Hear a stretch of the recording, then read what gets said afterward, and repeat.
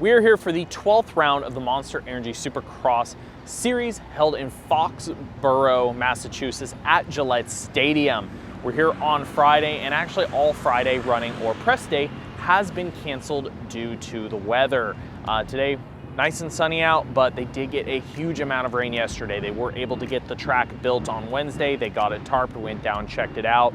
Yes, most of the sections are sealed well. The starting line is extremely muddy at the moment, but they did want to keep it sealed just in case of weather tonight, and they've also changed the schedule for tomorrow. We have ditched all free practices. After our initial recording yesterday, AMA Pro Racing has made another schedule change. Originally, they were just going to cut free practice and go straight into two-time qualifying sessions on a little bit of a delay, but as we have a clearer picture of how the forecast is actually going to break down hour by hour for the weather, it looks like the initial first-time qualifying session would basically start in a downpour. So they've decided to keep the track sealed even longer, and they've pushed everything till 3 o'clock. All these guys are only going to have one time qualifying session today, 10 minutes each. SMX next, 250B, and then into 250A, and then 450A into 450B. So all these guys will knock on or in this track. They get 10 minutes to set a time qualifying. They'll set them for the heat race, or if you're one of the riders that's a little bit farther back in the pack, to even get themselves into the night show.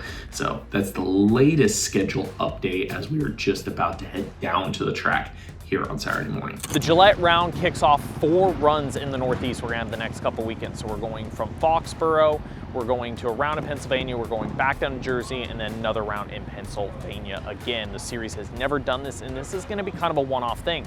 Due to the World Cup for soccer next year, which will operate in a lot of these stadiums, we will not have this kind of run again. So Feldel's kind of pushing this in a big way, like, hey, if you're in this neck of the woods, you wanna see some Supercross, you've got it the next couple weekends. So let's get into some news. Let's talk about some of the things we heard while wandering around the pits today. Well, first off, we're right here in front of the Honda HRC Progressive truck, and for good reason.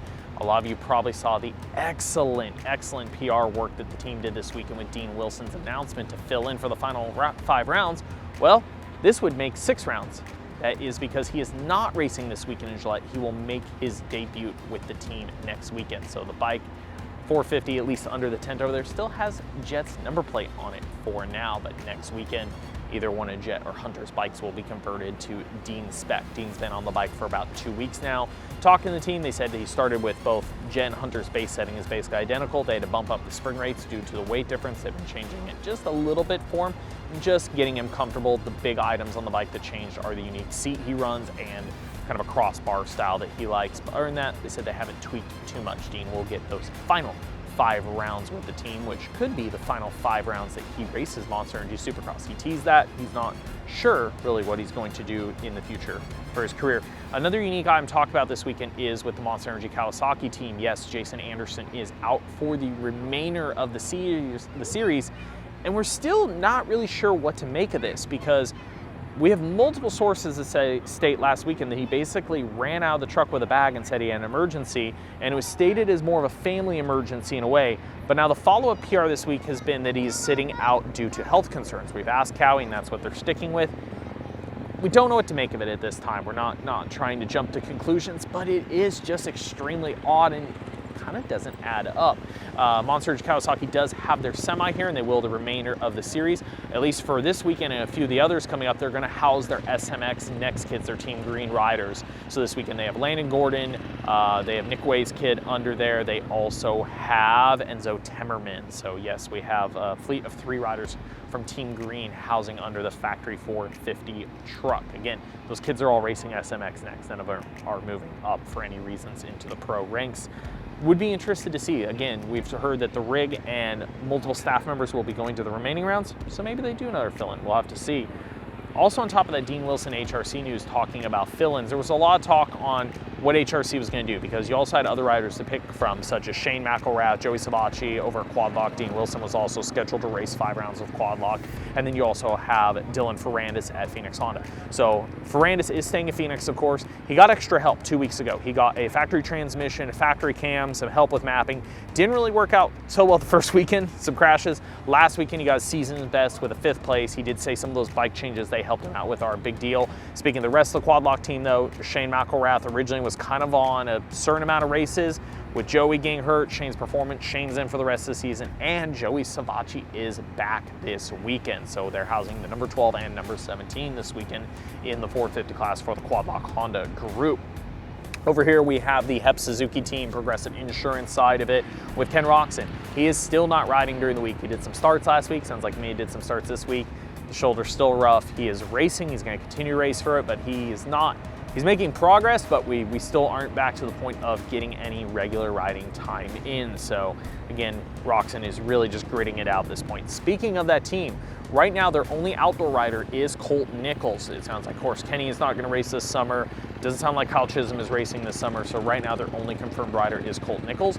They are talking to potentially Benoit Paturel about racing this summer. Benoit Paturel is currently in California riding. He didn't end up with an MXGP deal this year. He's been pretty much hitting up every US team, just like, hey, I want a bike, I want an opportunity. Does sound like there's some conversations going on there, but I've also heard his name linked to other kind of midfield teams that have all pretty much talked to him. But again, the team themselves did mention they are speaking to him, and that could be a possibility for outdoors. Another rider change this weekend. Mark Fineis is at the Partzilla Power Blaster Kawasaki team. He announced they left ClubMX this year. That's a kind of been a tenuous relationship. After Mark performed really well, I believe it was High Point last year, he wanted a re-up contract. He's been a pay rider on the team, basically paying his way. The team didn't agree with the terms. We thought it was not going to go on. They did kind of kiss and make up and get into Supercross this year together. Again, they had a falling out. Mark has moved on. He's over with the Partzilla squad now. So that does mean the ClubMX team is down riders, of course, this weekend. They still have two of their SMX Next guys racing. And then on the pro side, they have, of course, Maximus Volan. Hopefully not next weekend because it's an East-West shootout. The following weekend when we go to Jersey, it sounds like Devin Simonson, who was originally supposed to race Supercross for them, will be back. And then the rider who was going to be Devin Simonson's fill-in, Reed Taylor from Australia, that performed really well in World Supercross, he was supposed to be Devin's fill-in and got hurt one of his first days on the bike. So both of them are going to return hopefully for the last 2 or 3 rounds that they're able to. But they're both on Supercross only deals. We don't know where that's going to go any further with Club. They said they don't want to stack too many guys outdoors because they have made a little bit of a change. Volan, of course, is going to race a 250 outdoors. Jet Reynolds will be back to race a 250 outdoors. But Cody Schock is going to move to a 450 outdoors. I mean, personally, I worked with him in 21, so I witnessed it. Cody is a beast on a 450 outdoors.